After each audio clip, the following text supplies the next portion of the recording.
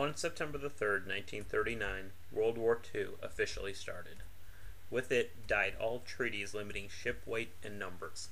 This meant the U.S. could begin a new class of destroyer totally unhindered by treaty restrictions. The result was displacement leapt almost 25% over the previous Gleaves to 2,100 tons. This growth meant the raised forward deck of previous classes could be eliminated and they could return to a structurally stronger flush deck without worrying about the forward guns being washed out. A staggering 175 Fletchers were built between March 3, 1941 and February 22, 1945. All served during World War II.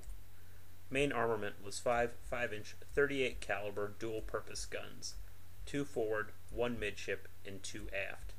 All were in single enclosed turrets. Torpedo armament was 10 21-inch torpedoes in 2 center-line quintuple mounts, 1 on either end of the rear funnel. 2 depth charge rails were mounted at the rear. 6 depth charge launchers were also fitted, 3 on either side.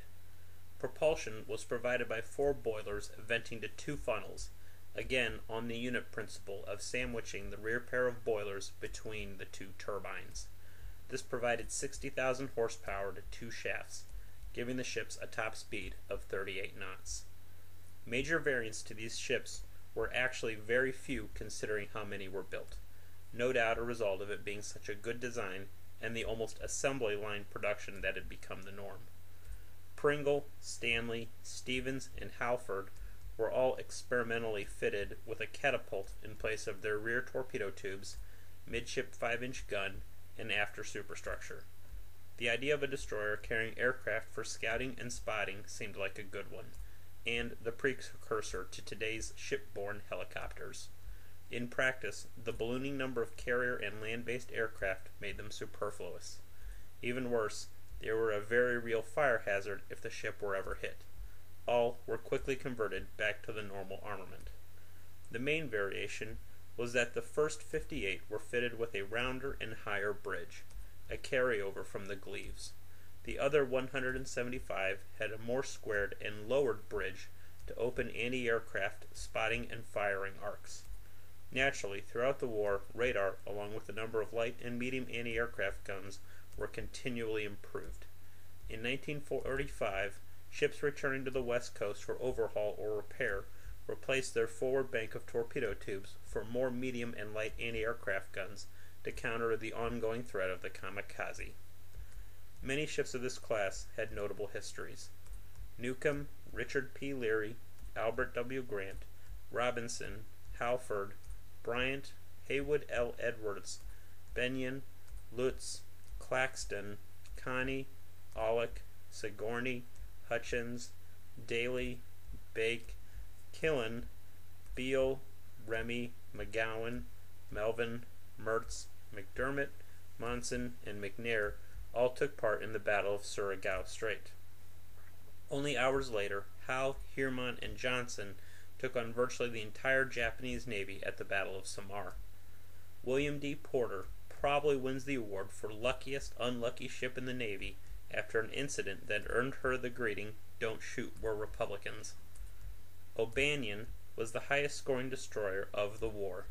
She took part in the First Naval Battle of Guadalcanal, the Battle of Kula Gulf, the Battle of Kalabangra, and the Battle of Vella Lavelle, all the while providing fire support for most invasions and raids throughout the Pacific War. 19 Fletchers were sunk during the war. De Haven was sunk by 3 bombs and a near miss February 1, 1943, while covering the fighting around Guadalcanal. Strong broke in half and sunk after being hit by a torpedo July 5, 1943, while covering the invasion of New Georgia. Chevalier was hit by a torpedo which blew her bow off forward of the bridge, then collided with O'Banion, October 6, 1943, at the Battle of Vella Lavelle. She was scuttled the next day. Brownson jackknifed and sunk December 26, 1943, after a bomb hit while covering the invasion of New Britain. Howe and Johnson were sunk October 25, 1944, at the Battle of Samar, while covering the escort carriers against virtually the entire Japanese Navy. Abner Reed was sunk by a kamikaze November 1st, 1944, while covering the invasion of the Philippines. Spence was swamped and sunk December 18th, 1944, while in Typhoon Cobra. Callaghan hit a mine which blew her in half March 26, 1945, while covering the invasion of Okinawa. Bush jackknifed and sunk April 6, 1945, after being hit by 3 kamikazes while covering the invasion of Okinawa. Calhoun was scuttled April 6, 1945, after being hit by 4 kamikazes while coming to the aid of the Bush during the invasion of Okinawa. Pringle broke in half and sank April 16, 1945, after being hit by a kamikaze while covering the invasion of Okinawa. Little was sunk by 4 kamikazes May 3, 1945, while covering the invasion of Okinawa. Luce was sunk by a kamikaze May 4, 1945, while covering the invasion of Okinawa. Morrison was sunk by 4 kamikazes also on May 4, 1945, while covering the invasion of Okinawa. Longshaw was scuttled May 18, 1945, after grounding and being hit by shore fire that blew her bow off. William D. Porter, the almost comically cursed destroyer, dodged a diving kamikaze June 10, 1945, while covering the invasion of Okinawa. As the plane sank, it exploded underneath her, mortally wounding her. Just to show Karma believes in catch and release, there were no casualties. Twiggs was sunk by a kamikaze and its torpedo, which detonated her forward magazine June 16, 1945, while covering the invasion of Okinawa. Callahan was sunk by a kamikaze July 9, 1945, while covering the invasion of Okinawa.